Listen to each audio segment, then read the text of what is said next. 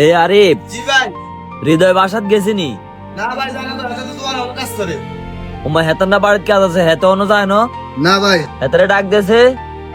এই হৃদয়, এদিকে আস তো। জি ভাই। কিরে হৃদয়, তোর না ভাই টাকা দিয়ে দিলাম, 2 দিনের ছুটি দিয়ে দিলাম, তোর বোনরে দেখতে আইবো, তোর মন খারাপ কেন? টাকা লাগলে টাকা আরো দিমু, কি হয়েছে ক? ভাই বিষয়টা তো টাকার না, আপনি তো জানেন আর মা দিনত নাই বাপ দিনত নাই, আর বাপ মারা যাওয়ার পর তো আপনার দায়িত্ব নিছেন। এখন আমি এবং আমার বোন চাই যে আমার বাবার জায়গায় অতিথি আপ্যায়ন দায়িত্বটা আপনি নেন। হ্যাঁ ভাই, আপনি তো আমার বড় ভাইয়ের মতোই, কারণ আপনি আমার জন্য যা করছেন তা কোনো নিজের বড় ভাইও করে না। ভাই, আমার বাপ মা মারা যাওয়ার পর আপনি আমার বড় ভাইয়ের মতো আমার দায়িত্ব নিয়েছিলেন।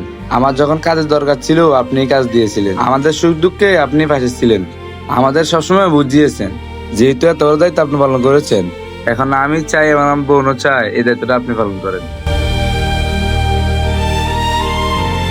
দেখ ছোট ভাই, তুই আমাকে খুব বড় একটা দায়িত্ব দিচ্ছিস, দায়িত্ব পালন করতে আমার কোনো সমস্যা নেই, কিন্তু আমরা তো সমাজে বাস করা মানুষ, আর সমাজে 4 রকমের লোক থাকে, তারা 4 ধরনের কথা বানায়।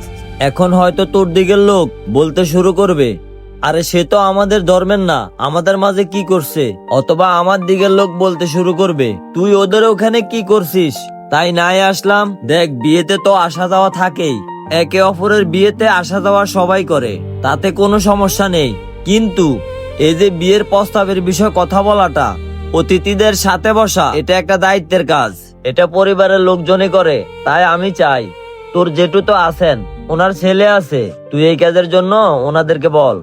ভাই, যে যেটা আমার বাপ মা মারা যাওয়ার পর আমার দিকে ফিরেও তাকায়, তার থেকে কি আশা করবি? আর সমাজের কথা বলছেন, যখন আমাদের খারাপ দিন ছিল তখন সমাজের কেউ তো এসে আমাদেরকে সাহায্য করেনি, যা করেছেন আপনিই করেছেন। এখন আমি চাই আমার বোনের বিয়ের দায়িত্বটা আপনিই নেন, এটা আপনার অধিকার, সমাজের কারণ না।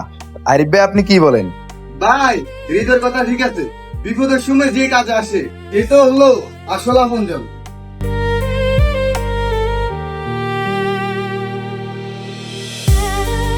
ঠিক আছে হৃদয়, কালকে আমি সময় মতো চলে যাব, তুই টেনশন করিস না, সব দায়িত্ব আমার উপর ছেড়ে দে, সবকিছু আমি সামলে নেব, তুই এখন ফ্রেশ হয়ে বাড়ি যা।